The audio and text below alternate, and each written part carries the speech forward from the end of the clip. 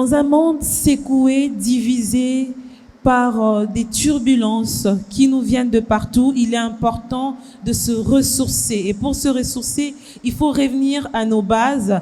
La plus bonne base, c'est la famille. Quoi de plus normal qu'aujourd'hui nous puissions parler de la famille avec des personnes expérimentées.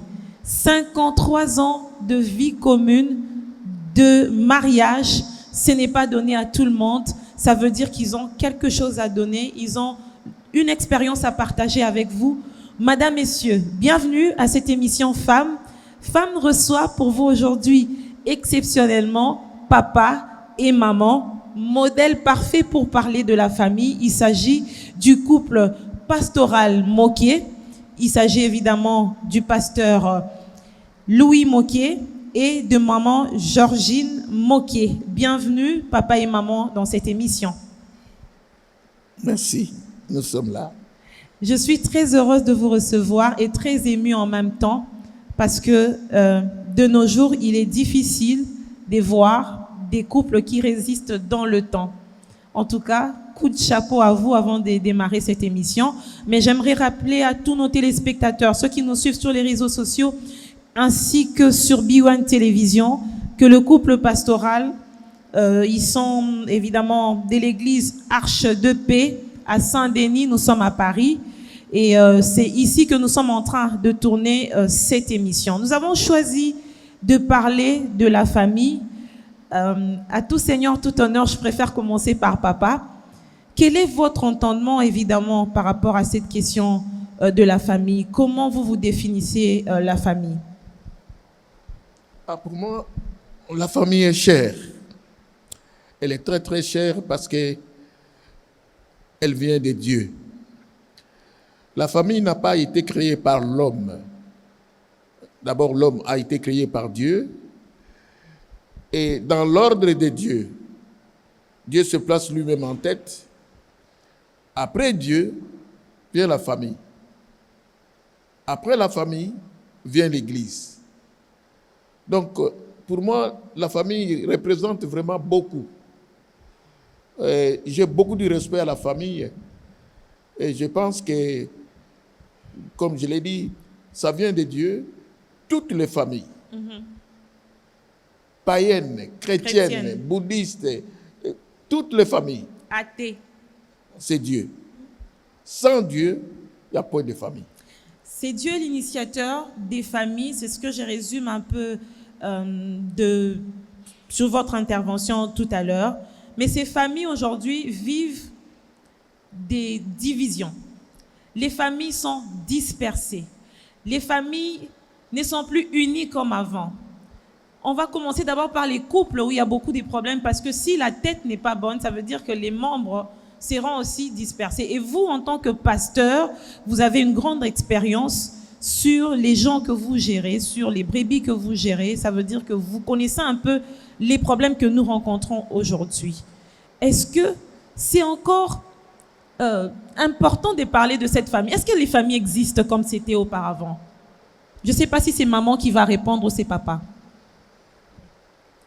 On sent une complicité entre papa et maman. Juste les regards, on sait qui va parler. Par leurs regards, ils se sont passés le message.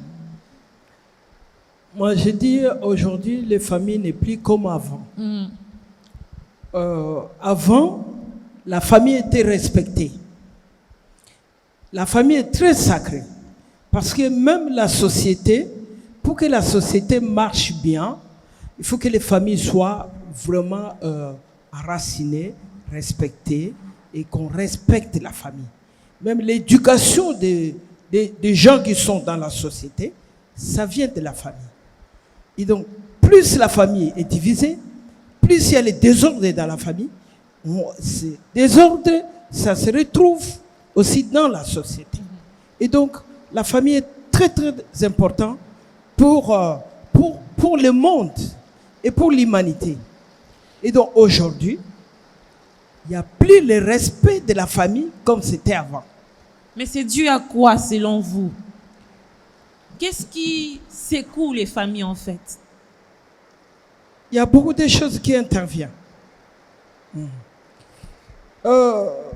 Aujourd'hui, je peux dire, selon la Bible, au fur et à mesure que le temps avance, c'est des prophéties de la Bible qui s'accomplissent.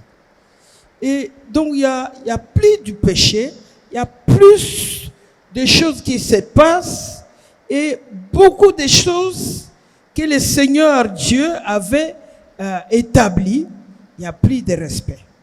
Que ce soit dans le monde, que ce soit à l'église. Ça, c'est ma façon de voir des choses. Oui, oui.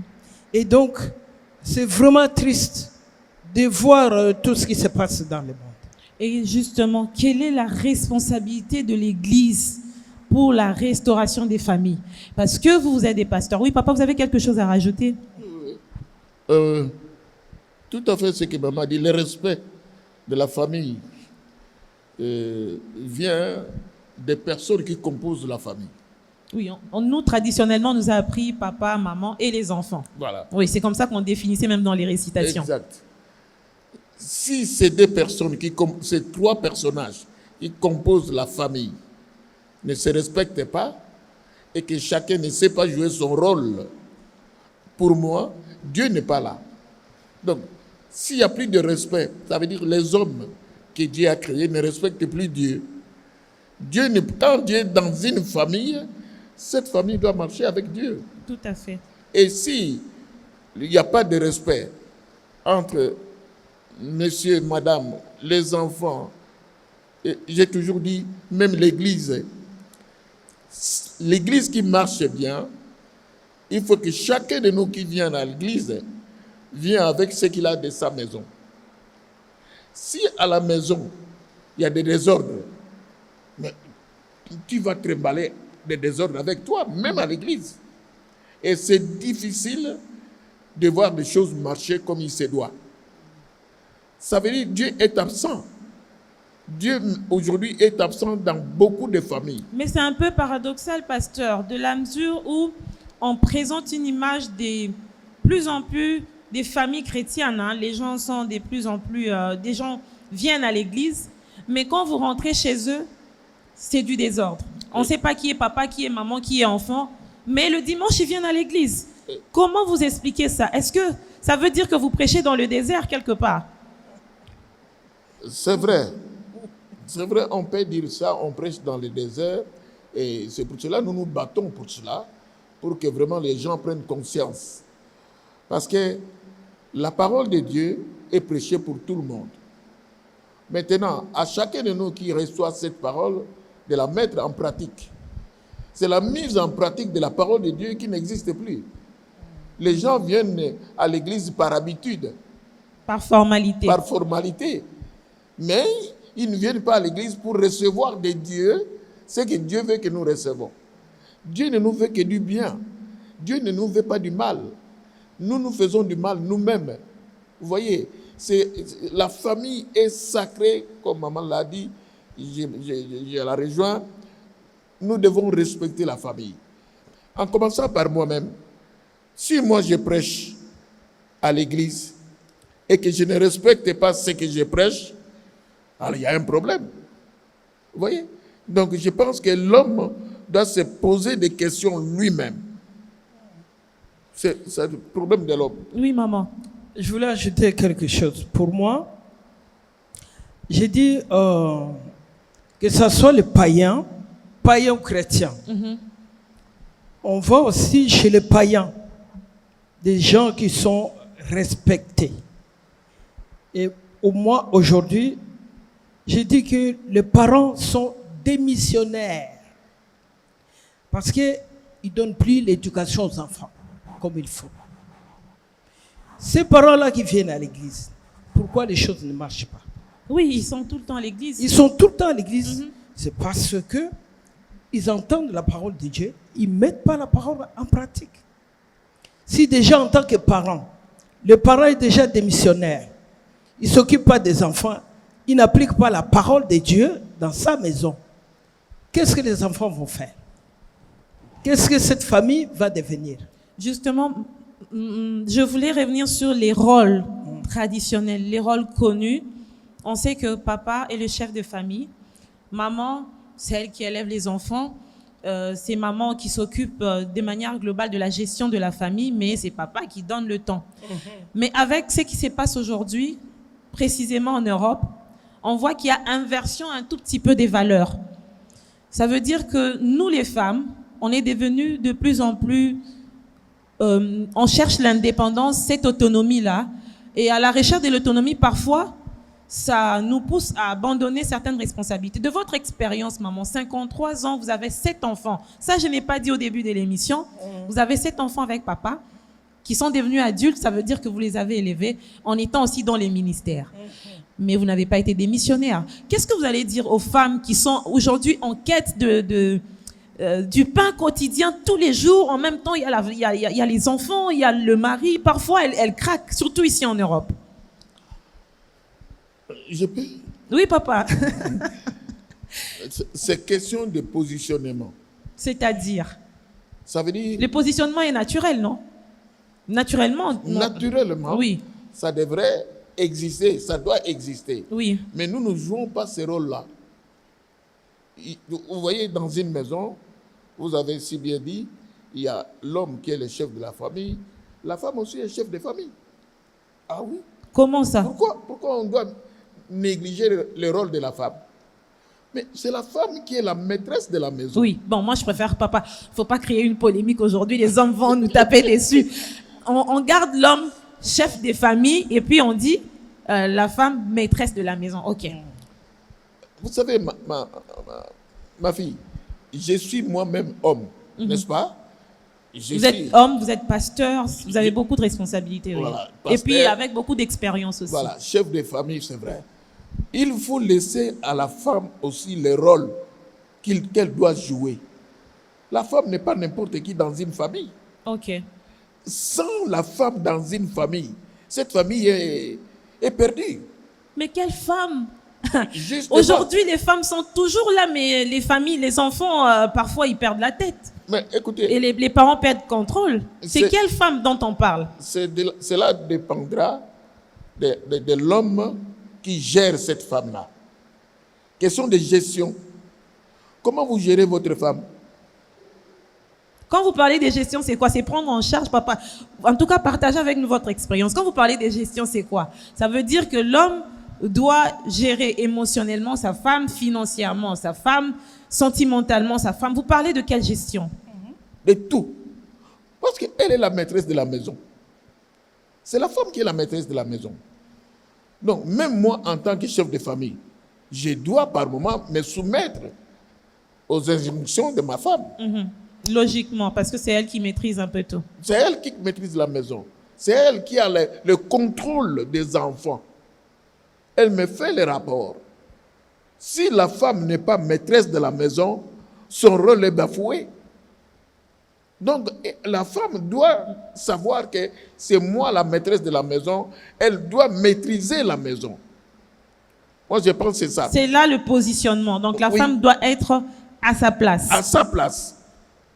Elle doit être à sa place. Moi, j'ai ma femme. Elle n'a pas été... Je ne l'ai pas épousée pasteur. Je l'ai épousée femme. Elle est devenue pasteur. Après. Mais c'est maman qui a commencé le ministère avant vous? Non, nous avons commencé le même jour. Ensemble. Le même jour. Nous nous sommes convertis le même jour. C'est exceptionnel, hein? Oui, c'est vraiment exceptionnel. Voilà, nous nous sommes convertis le même jour. Et nous avons commencé le ministère le même jour. Et personne n'est venu entre elle et moi pour dire commencer le ministère. C'est nous-mêmes. Nous avons eu des parents spirituels que nous avons respectés, que nous respectons jusqu'à aujourd'hui. Mais quand ton ministère, Arche de paix, papa et maman Moké, nous n'avons pas eu conseil de quelqu'un. Il n'y a pas quelqu'un entre vous là qui vient souvent dire mais maman, est-ce que vous ne voyez pas que papa a fait ça, tout ça? Non. Là, nous veillons. Parce que la troisième personne qui est entre elle et moi, c'est Dieu. C'est Dieu. Quand nous prenons un humain, alors ça va créer des problèmes. Parce que cet humain-là, il est imparfait. Mais Dieu est parfait. C'est pourquoi Dieu, nous avons décidé, elle et moi, de garder Dieu entre nous. Et nous commettons des erreurs, c'est vrai. Mais heureusement que nous avons mis Dieu entre nous. Et il vient parfois, il nous donne un peu de chicotte. Et puis on sait qu'on demande pardon à Dieu. Voilà. Vous vous relevez. Voilà. Alors, Maman Georgine, j'aimerais quand même que vous puissiez partager avec nous cette expérience. 53 ans de mariage, 7 enfants, pasteur en même temps. Comment vous avez fait pour tenir cette famille unie en ayant en même temps l'église à côté? Mais justement, quand on parle de la famille, on voit tout ce qui se passe aujourd'hui. C'est parce que dans la famille, et le papa et maman, ils ont renversé leur rôle. Si chacun reste à sa place et assume ses responsabilités, les choses aillent de l'avant. Et donc, moi, je ne suis pas né pasteur. Quand il m'a épousé, je n'étais pas pasteur. Donc, le pasteur, l'appel est venu après. Après, oui. Mais quand l'appel est venu après, j'ai toujours assumé mon rôle de mère dans le foyer. Des femmes. Des femmes. Je suis maman, je dois tenir compte de mon rôle de maman. Et je dois assumer. Et donc, quand l'appel est arrivé, je dois servir Dieu. À plus forte raison, la parole de Dieu me dit, en tant que femme, l'éducation des enfants se trouve au niveau de la femme. Hein. C'est la maman qui doit éduquer les enfants. Le papa, il va partir au travail. C'est la maman qui reste avec les enfants à la maison. Donc, j'ai assumé. J'ai mélangé les deux avec la parole de Dieu. J'ai respecté la parole de Dieu. Et j'ai respecté aussi ce que Dieu m'a mis en tant que mère dans le foyer. Mm-hmm. Et voilà, c'est ça. Quand on mélange les choses, on respecte la parole et on joue son rôle comme il faut, les choses vont. Est-ce que vous n'expliquez pas aussi que la conjoncture économique a beaucoup eu un impact négatif sur les familles, les valeurs des familles? Bon, ça dépend d'une personne à l'autre. Si Dieu, je te donne un exemple. Si on te donne 3 sacs qui sont à toi, est-ce que tu vas négliger les 2 ou les 3? Donc, c'est à toi. Tu dois tout assumer. Tu dois tout protéger. C'est parce que c'est des choses qui t'appartiennent. Voilà. Si toi, tu as 3 sacs, par exemple, on te donne les 3 bouteilles d'eau là. On te dit, madame, tu vas surveiller les 3 bouteilles d'eau. C'est toi qui dois te surveiller. Mm-hmm.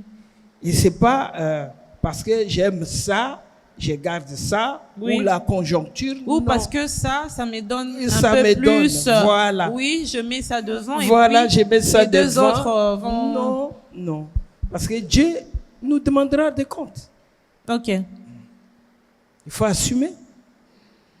Papa, on vous accuse beaucoup les hommes hein, d'avoir lâché aussi par rapport à certaines responsabilités, d'où ce relâchement pousse les femmes à aller au-delà de ce qu'elles doivent donner au sein des familles.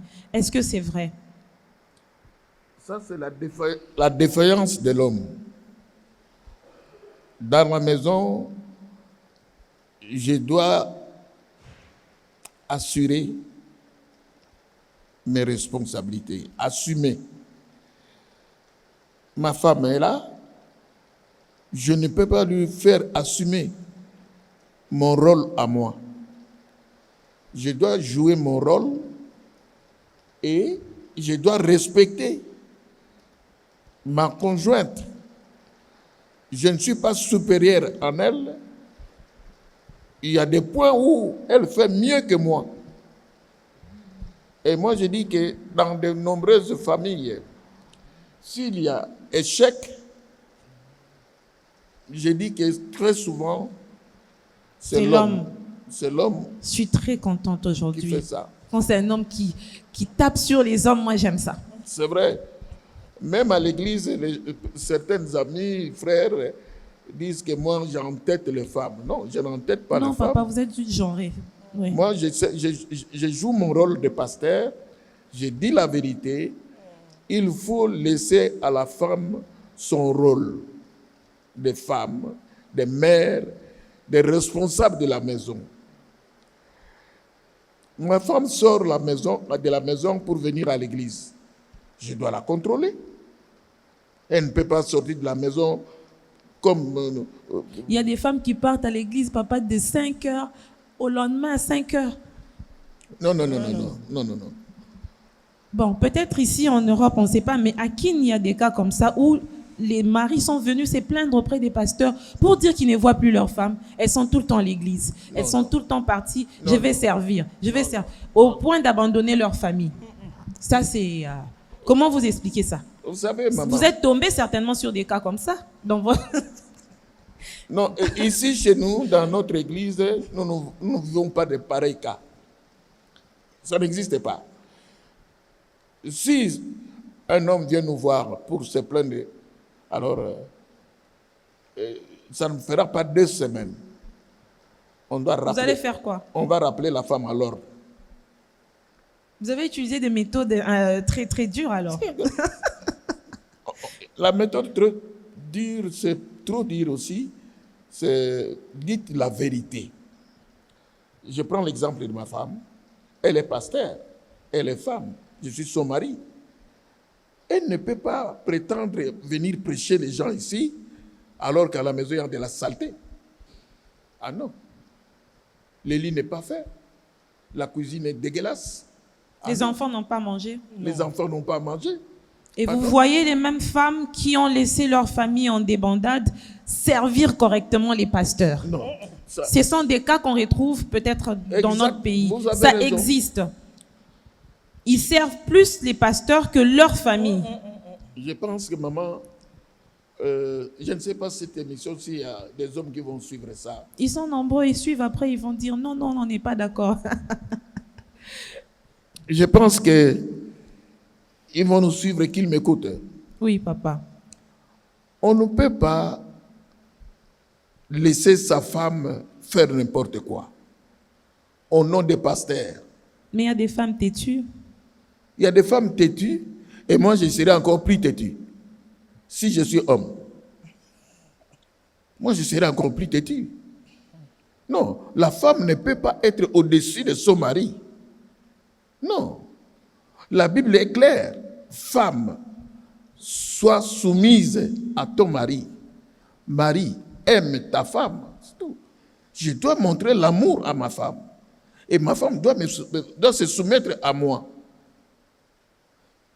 Il ne peut pas laisser les enfants comme ça, dégueulasses. Les enfants n'ont pas pris le bain, et des habits sales, et puis... Non.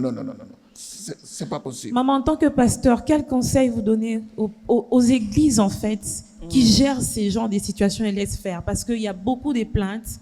Je vois même sur les réseaux sociaux des gens qui se plaignent de plus en plus de cet engagement des femmes qui sont mariées dans les églises, qui donnent plus dans les églises que dans leur propre famille. Qu'est-ce que vous direz d'abord aux pasteurs et puis à ces femmes-là? En tout cas, pour moi, en tant que femme et en tant que pasteur, moi, je ne permets pas ce genre de comportement.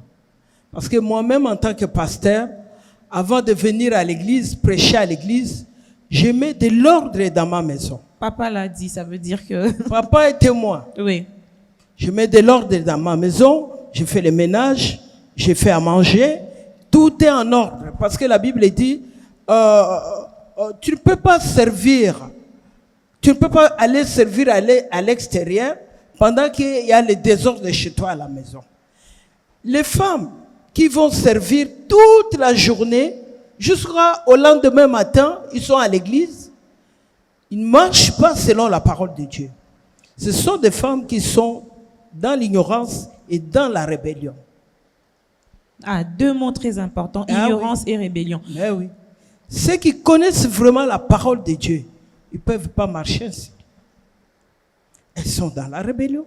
Mais pourquoi les pasteurs laissent faire? Pourquoi ils ne donnent pas la connaissance à cette femme? Bon, je ne sais pas si ces pasteurs-là ne donnent pas la connaissance. Parce que vous savez, madame, dans l'église, on prêche tout. À l'église, les pasteurs ne font pas la police. Ils prêchent la parole de Dieu. Mais c'est à eux de prendre ou de laisser. Parce qu'on prêche même, il y a les interdits, il ne faut pas pécher, il ne faut pas faire ceci, mais il y a toujours les péchés à l'église. Cela ne veut pas dire que dans cette église, on ne prêche pas bien la parole de Dieu. On prêche, mais c'est les gens qui viennent. Comment ils mettent cette parole en pratique? Ok. Voilà. Nous, en tant que pasteur, papa et moi, si un homme vient se plaindre pour sa femme qui fait le service chez nous, Et vous-même, vous remarquez que vous constatez que c'est vrai, ce que l'homme a dit. Qu'est-ce que vous faites? on va suspendre cette femme. Eh, Ah oui, mais elle sert Dieu, non? mais non. Non, non. Ça, Papa, le micro. c'est la rébellion, maman. Dis, Ah oui? ça, c'est pas servir Dieu. Hein. Elle est suspendue. On va suspendre cette femme. J'imagine le nombre de femmes qu'on aurait suspendues à Kinshasa. Ah oui? Ah oui. En tout cas, ici, chez nous, ça ne marche pas. Mais regardez, maman. Nous sommes ici en Europe, elle et moi. C'est vrai, ce que vous dites là, ça se passe très souvent chez nous, dans Oui. notre pays natal. Très souvent, oui. Mais regarde, elle est ici. Elle va demander à quelle femme pour venir servir chez elle. Elle va demander à quelle femme pour qu'elle vienne servir chez elle. Mais on arrive chez les pasteurs à Kinshasa, vous allez trouver 30 personnes à la maison, domicile du pasteur. C'est lui qui lave les habits, c'est une femme mariée. L'autre qui prépare, c'est une femme mariée. L'autre qui va déposer, c'est une femme mariée qui a laissé son mari à la Le maison. pasteur ne peut pas entretenir un tel comportement. C'est pas normal. C'est pas normal. S'ils ont des services à rendre au pasteur, ce n'est pas interdit. Mais ils ne peuvent pas négliger chez elle. Non. Le service doit commencer chez elle à la maison. Le mari n'est pas content. Alors tu prétends venir servir Dieu? Ça veut dire que tu ne respectes pas ton mari. Ce n'est pas possible. Et j'aimerais qu'on parle des valeurs. Les valeurs qui peuvent accompagner aujourd'hui les familles. Quelles sont les valeurs sur lesquelles les parents, en tant que garants du bon fonctionnement de la famille, peuvent se fonder, se focaliser pour qu'on ait des familles disciplinées, qu'on ait des familles. En tant que chrétienne, je vais parler le modèle selon Christ, mais on va dire des bonnes familles de manière générale.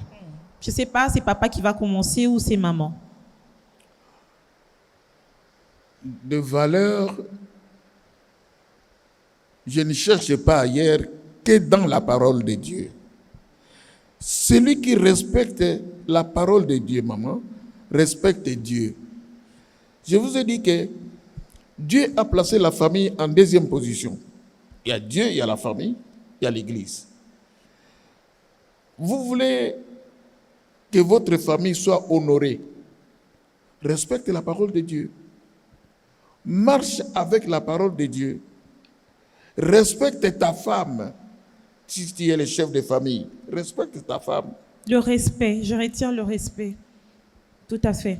Bah, le respect mutuel. Mutuel. Considère ta femme. Parce qu'il y a de ces hommes-là qui insultent même leurs femmes. Et qui battent leurs femmes Qui parfois battent devant leurs les femmes. enfants. Je me pose la question, et comment est-ce que cela peut être possible? 53 ans de mariage avec ma femme, je l'ai giflé une seule fois. Eh, papa, vous êtes sincère. Ah oui. Une seule fois. Une seule fois. Je pensais que vous alliez dire je n'ai jamais giflé. On était tous des jeunes. Hein? C'était la jeunesse. Voilà. Est-ce que vous regrettez le fait de l'avoir giflé, papa? Ah, vous regrettez le fait de l'avoir giflé? Beaucoup, beaucoup. Parce que, écoutez, maman, quand j'ai fait ça, oui, pour dire que, je disais, parfois quand on partage, l'Esprit de Dieu était déjà en nous. Oui. Quand j'ai fait ces gestes-là, j'ai porté ma main sur elle, une seule gifle. Je suis rentré dans ma chambre, j'étais en train de pleurer. J'ai dit, mais qu'est-ce que je viens de faire là? J'ai pleuré. Depuis ce jour-là, plus jamais. Plus jamais. Donc, vous ne tolérez pas les hommes qui portent la main Sur sur leur leurs femme. femmes. C'est un Non. manque de respect, de Non, considération. c'est pas bien. C'est pas bien. C'est non. une violence, on peut dire comme ça tout court. Maman, regarde, quand nous lisons la Bible nous dit ils sont devenus une seule chair. Est-ce que je peux me frapper moi-même? Non. Si elle est ma chair, pourquoi je dois la frapper? Ça veut dire que je me frappe. Est-ce que c'est possible? Je ne peux pas. Vous vous faites du mal à vous-même en quelque Je sorte. fais du mal à moi-même. Je dois la considérer, même vis-à-vis de ma famille. Puisqu'il y a de ces familles-là qui viennent imposer Diviser aussi leur les couples. vie. Voilà. Et moi, je n'ai jamais toléré à ma famille de parler de ma femme. En Je- mal, oui. En mal. J'ai dit, s'il y a quelque chose qui ne va pas, vous remarquez quelque chose, venez me voir. Je ne permets pas n'importe qui, quel que soit ton niveau parental, et que tu viennes faire la loi chez moi, ça ne passera pas. Et elle a été toujours protégée comme ça, jusqu'à aujourd'hui. D'ailleurs, toute ma famille l'appelle maman. Depuis. Parce que je l'ai imposé. Si les membres de famille viennent faire la zizanie dans votre maison, donc c'est vous, le monsieur, que vous avez permis. Et moi, je ne permets pas ça. Ma maison, c'est ma maison avec ma femme, avec mes enfants. Et je suis suffisamment capable d'éduquer cette femme et d'éduquer mes enfants. Si vous avez des remarques à faire, venez me voir. Je ne refuse pas, parce que nous ne sommes pas des parfaits. Hein. On a toujours des insuffisances. Tout à fait. Ben alors, venez me voir, on peut régler ça, mais ne viens pas faire la loi chez moi. Non, je n'accepte pas. Ah oui, papa est le chef de la famille et il joue bien son rôle. Maman, comme on vous appelle par tout le monde, moi aussi je me sens bien quand je vous appelle maman. Maman Georgine, 53 ans de mariage, c'est beaucoup. Je parle des valeurs. Si vous pouvez donner des conseils aux femmes aujourd'hui, qu'est-ce que vous leur direz? Parce que évidemment, c'est les divorces aussi qui a déchiré beaucoup de familles. On voit comment ça a un impact sur les enfants. Les enfants deviennent déséquilibrés. Conséquence, la famille, la société, le travail, l'environnement du monde est détruit par ça. Les divorces, parfois, c'est à la base de beaucoup de choses. Qu'est-ce que vous direz aujourd'hui aux femmes qui nous suivent? Moi, je dirais aux femmes, les divorces, ce n'est pas une bonne chose. Parce que ça a de l'impact sur les enfants. Et le mariage, on ne se marie pas par intérêt. Parce que cet homme-là a beaucoup d'argent, je vais rester avec lui, je vais me marier avec lui et tout. Dans le mariage, il y a les biens et les mal. Il y a les bons et les pires. Donc, j'imagine le jour où papa vous a donné une gifle. Comment vous avez peut-être imaginé des choses dans votre tête? Beaucoup de choses se sont déroulées dans votre... Ça s'est passé comme ça, ça a défilé. Ce sont des choses qui arrivent. Oui. Ça doit arriver. Ça doit arriver. Mais nous, aujourd'hui, maman, je vous assure, même moi-même, votre fille, si un homme porte la main sur moi, le même soir, là, je commence à fermer mes bagages. Non. Papa, au revoir. Non. Il faut beaucoup de retenue dans les mariages. Beaucoup de patience. Beaucoup de patience. Et donc, on est là. Je donne notre exemple. Papa, dans notre mariage, il fit un moment, il avait perdu son travail. Bon. Ça aussi, ça déséquilibre beaucoup de couples. Exactement. À cette époque-là, j'étais encore jeune. Je pouvais dire, oui, il a perdu son travail, je vais chercher ailleurs. Ça, c'est pas le véritable C'est arrivé, amour. Beaucoup de familles se sont dispersées voilà. comme ça. Et puis, les enfants sont là et tout. Non, je ne peux pas faire ça. Donc, les meilleurs et les pires. Et voilà, c'est le meilleur et le pire. Donc, on est resté là, dans cette situation difficile et tout. On est resté. C'est là où Dieu nous a visités. Et on s'est convertis dans ces moments-là. Et on a cherché Dieu. Et aujourd'hui, on sert Dieu ensemble. Dieu retient la patience et beaucoup de retenue. Beaucoup de patience et beaucoup de retenue. Ok. Voilà. Et c'est ça qui manque aujourd'hui chez les femmes d'aujourd'hui. Ça, c'est pas faux. Ah oui. On veut tout avoir au même moment. Les hommes parfaits, un homme... Donc, c'est un état d'esprit que les femmes aujourd'hui Non pas. n'ont pas. Mais d'où tirer cette patience? Je ne sais pas, peut-être. Bon, vous allez c'est dire le- la Bible. Bon, je ne sais pas. Parce que vous savez, tout ce qu'on partage là, on partage, quand on parle de la considération, le respect, ce sont des principes. C'est des principes où les païens utilisent, Oui. les chrétiens aussi utilisent. Utilise. Ce sont des valeurs, tout à fait. Ce sont des valeurs. Et ces valeurs-là, ce sont des principes. Lorsqu'on met ça en pratique, on est en paix.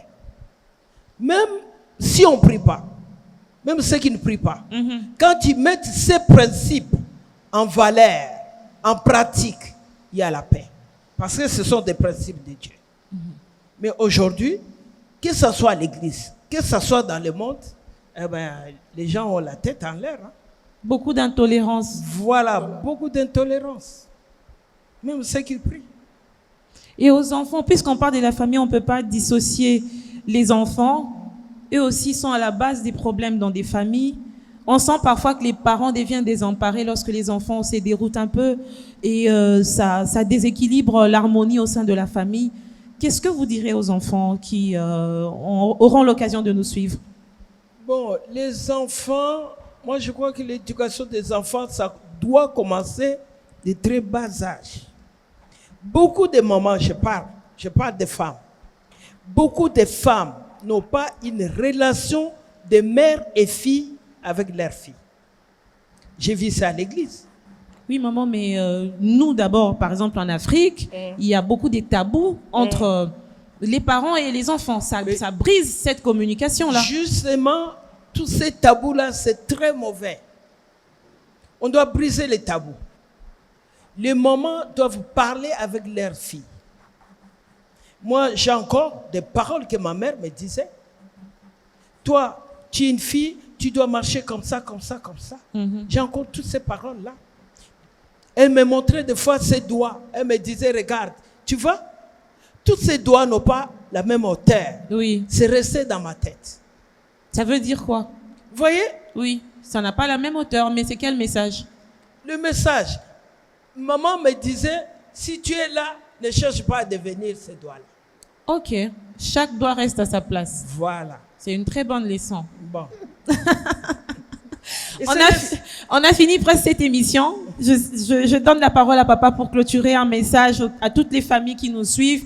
Il y a peut-être des gens qui étaient déjà dispersés, qui ne savaient plus comment se renouer, revenir sur les bonnes bases et garder cet équilibre pour développer nos sociétés. Évidemment, aujourd'hui, c'est une occasion pour parler avec votre cœur à toutes ces familles qui nous suivent sur B1. La famille est sacrée, maman. Nous devons respecter et considérer la famille. C'est nous. La famille est composée des humains, pas des animaux, des humains, des personnes intelligentes, des personnes avec qui Dieu converse. Donc nous devons chaque fois, chaque jour, se rappeler que nous avons Dieu avec nous. Prendre Dieu, la parole de Dieu, mettre ça en pratique. Vous savez, maman, quelque chose qu'on n'a pas dit ici, en ce qui nous concerne, vu la durée de notre... le temps que nous avons passé comme mari et femme, et des enfants que Dieu nous a donnés. Aujourd'hui, vous allez dans des églises, vous trouverez d'autres églises, des hommes de Dieu, ils ont des enfants aussi, et parfois les enfants sont dehors. Oui. Mais Dieu On dit que ce sont les démons que vous chassez à l'église qui pourchassent les enfants. Maman, encore une fois, nous devons assumer notre responsabilité. Moi, j'ai commencé l'éducation avec ma femme de nos enfants, et comme elle vient de dire, depuis le bas âge. Je viens à l'église, je ne peux pas laisser mes enfants à la maison. Comment ça? J'étais chrétien, je m'étais converti, mais avec ma famille. Quelque part là, il y a un verset qui dit, moi et ma maison, nous servirons l'Éternel. Ma maison, c'est qui? C'est moi, ma femme et mes enfants. Et moi, je me suis converti, mes enfants sont restés inconvertis. des incirconcis. Ce n'est pas normal. Aujourd'hui, moi, je suis fier, maman, de voir dans mon ministère, dans notre ministère, nous sommes accompagnés de nos enfants, tous. Tous les 7. Tous. Il n'y a pas un enfant qui vous fait un peu mal à la tête? Il y en a un qui nous fait mal à la tête, mais il est là. Il est là à l'église. Oui, parce que vous êtes unis Voilà. et vous l'accompagnez. Voilà. C'est l'essentiel. Il est là. C'est l'essentiel. L'émission est terminée. Maman, Georgine, vous avez quelque chose à ajouter? Compléter papa peut-être? Donc, comme papa a dit, la famille est très sacrée, mais le papa et la maman ont une responsabilité pour la famille. C'est ce qu'on va retenir. Papa, maman, vous avez une grande responsabilité pour la famille. Je reprends une parole. Je vais juste paraphraser le couple Moquet, le couple pastoral Moquet. 53 ans de mariage, ils ont beaucoup d'expérience et de sagesse. Ils ont dit que nous étions démissionnaires quelque part en tant que parents. Alors, ils nous ont interpellés à revenir à nos rôles. Ça, j'ai retenu. Alors, madame, messieurs, vous avez suivi cette émission avec beaucoup d'attention. Prenez les conseils au sérieux, c'est très important. C'est vraiment des sages qui nous ont parlé. Moi-même, je suis très émue d'entendre des gens qui ont vécu pendant 53 ans ensemble nous partager sans embâche et avec beaucoup de sincérité quelques expériences qui vont certainement vous aider à changer. Madame, messieurs, merci et à très bientôt sur B1 Télévision. Merci au couple pastoral Moquet, surtout de votre disponibilité, votre temps. Merci. Merci. Au revoir.